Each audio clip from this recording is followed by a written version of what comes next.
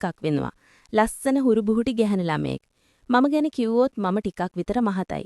කොණ්ඩේ ඉනලකට වර්ගේම පුලුල් ලිනක් තමයි මට තියෙන්නේ. ඒ වගේම උඩේව ටිකක් ලොකුයි. ටිකක් කියන්නේ ඉතින් ටිකක් නෙවෙයි ලොකුයි.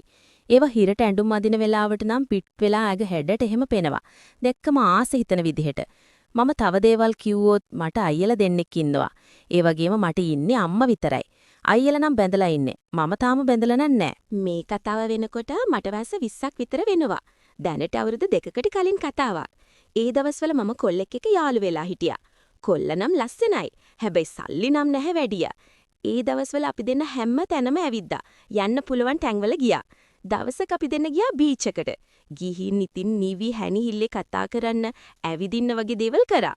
දෙන්න එක්ක වෙරළයිනේ තිබුණ බංකුවක් වගේ එකක ඉඳගෙන දෙන්න කතා කර කර හිටියා. හැබැයි ඉතින් ඒ වෙලාවේ නම් කතා බහ දුරදිග ගිහින් එයා මගේ ඒවා අල්ලන්න ගත්තා. මගේ හිතේ අකමැත්තක් නම් තිබ්බේ නැහැ. මොකද මම ආදරය කරන කෙනා නිසා ඕන දෙයක් දෙන්න කැමති වෙලා හිටපු නිසා. ටික වෙලාවක් එයා මගේ උඩේව අල්ලා හිටියා. ඊට පස්සේ මාව කිස් කරන්න ගත්තා. මාමත් කැමැත්තෙන්ම ඒකට ඉඩ දුන්නා. ඒ වෙලාවේ නම් දෙන්නටම ආසාව වැඩි වෙලා කියලා දෙන්නටම තීරුම් යන්න ගත්තේ පොඩි වෙලාවයි. ඒ වුණත් එතනින් එහාට දේවල් කරන්න හම්බ වුණේ නැහැ. ඒ වෙනකොටත් අපි හිතියේ වෙරළයිනේ නිසා පොඩි ළමයි වගේක් සෙල්ලම් කරන්න ආපු නිසාම ඒ කරපු දේවල් එතනින්ම නතර වුණා. බංකුවේම ටික වෙලාවක් ඉඳගෙන ඉඳලම අපි යන්න ගියා. එයා මාව ගෙදර ළඟින් දාලා එයා ගෙදර යන්න ගියා. මොකද ඉතින් අපේ ගෙවල් වලින් මේ සම්බන්ධයට වැඩි කැමැත්තක් නැහැ. මොකද එයාට සල්ලි නැති නිසා වගේම ජොබ් එකක් කරන්නේ නැති හේතුන් නිසාම එයාට වයස මට වැඩිය අවුරුදු 2ක් වැඩි. ආදරයට වයස වැඩක් නැහැ කියලා ඔයාලා අහලා තියෙනවනේ. ඒ වගේ තමයි මට වයස ප්‍රශ්නයක් උනේ නැහැ. ගෙදර ඇවිල්ලා වොෂ් එකකුත් දාගෙන එදට ගියා. ඒ වෙලාවෙත් මතක් වෙන්නේ අර මුහුදු වෙරළේ සිදු වුණ ලස්සන මතකයේ විතරයි.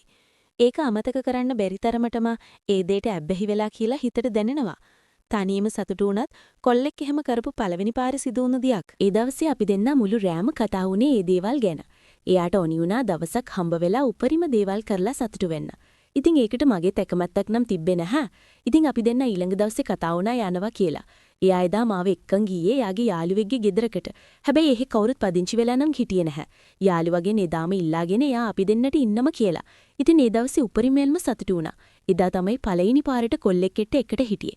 ඒක නිසාම මගේ පෙට්ටිය එදාම කැඩුනා. ඒක නිසාම දවසක් දෙකක් යනකම මට ඒ වේදනාව දැනුණා. ඒ දේ වෙලා හරියටම අවුරුද්දක් යන්නත් කලින් අපි දෙන්නගේ සම්බන්ධය නැති වුණා. ඒකට හේතුව වුණේ එයාගේ වෙනත් කෙනෙක් එක්ක තිබ්බ සම්බන්ධයක් නිසා. එයාගේ අහිමිවීම මගේම එයයි අතරේ සිදු වුණ දේ එක්ක මගේ හිතේ මාරම දුකක් වගේම කේන්තියක් තිබ්බේ.